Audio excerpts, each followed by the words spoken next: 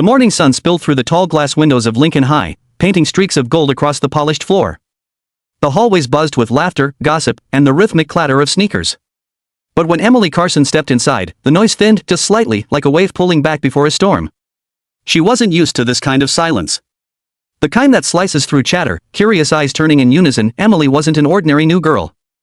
Her backpack still had the smell of ocean salt and dust, the scent of the last military base she called home.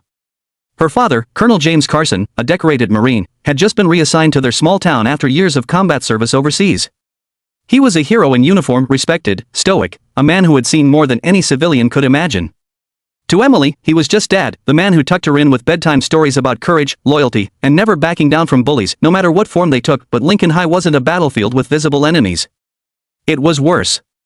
The kind where words cut deeper than bullets, and reputations could be destroyed with a whisper. As Emily moved past rows of lockers, she noticed how the girls looked at her, measuring her clothes, her confidence, her silence. She didn't know that just ahead, a group of seniors had already decided she didn't belong. They called themselves the Crown Clique.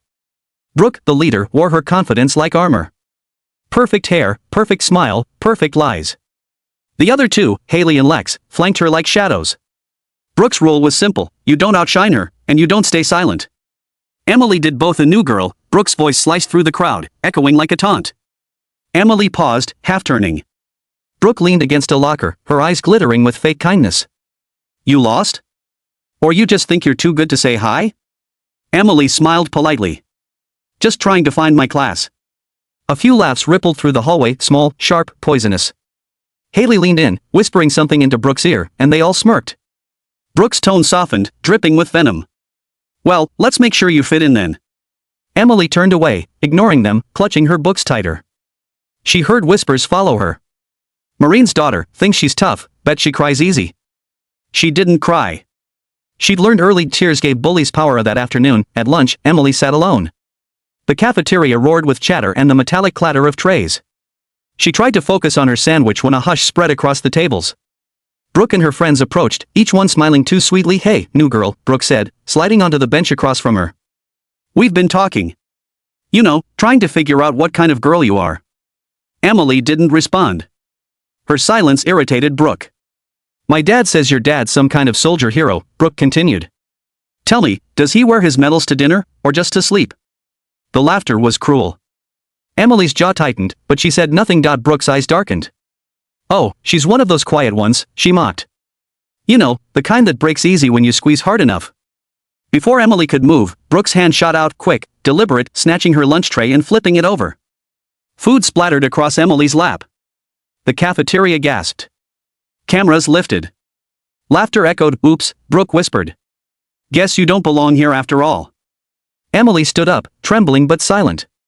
Her eyes met Brooke's, steady, defiant. Brooke didn't like that. She wanted fear. That night, Colonel Carson noticed his daughter's silence at dinner.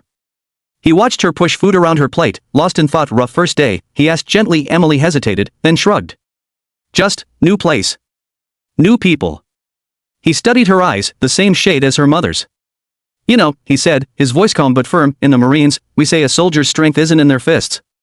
It's in their control. You don't have to fight to prove who you are. She nodded slowly, pretending to believe him. But she knew bullies didn't understand control. They only understood power. The next morning, it got worse. A photo from lunch, Emily with food on her clothes, had gone viral across the school group chat. Captions like Marine's little crybaby and honor girl got owned filled her notifications. She deleted them, but the words lingered. Still, she walked into school with her chin up. She thought maybe, if she ignored them, they'd move on, but bullies never move on until they break you. That afternoon, between classes, Brooke and her clique waited near the stairwell, a spot with no cameras. When Emily walked past, Brooke blocked her path. Still think you're tough, huh? She sneered. Emily said nothing. Brooke's smile twisted. Let's see how long you last without daddy's medals to protect you. The shove came fast. Emily stumbled, hitting the locker. Her books scattered. The girls closed in, laughing. Say you're sorry, Brooke demanded. For what? Emily whispered, for breathing our air. Haley laughed. Maybe she needs a lesson. Brooke's hand wrapped around Emily's neck, not enough to choke at first, just enough to scare her. But fear wasn't what Brooke saw in Emily's eyes, it was fury. Let go, Emily hissed. Brooke tightened her grip. Make me. The laughter died when they heard a deep, cold voice from behind them, a voice that didn't belong in a high school hallway. What do you think you're doing? The girls froze. Emily turned her head slightly. Her father stood a few feet away, still in his Marine uniform. His eyes, steel gray, unblinking, locked on Brooke's hand at his daughter's throat. Brooke's fingers loosened instantly. Her mouth opened, but no words came out. Colonel Carson's steps echoed like gunfire as he approached. The air changed, heavier, colder. Students nearby went silent, phones lowering. "Step away from my daughter," he said quietly. The quiet was scarier than shouting. Brooke stammered, "We were just now." She stepped back, shaking. Colonel Carson's gaze swept over the group, precise, evaluating, the way a Marine sizes up a threat. "You think you're brave in packs," he said softly. "Try standing alone sometime." He turned to Emily. "You okay, kiddo?" She nodded.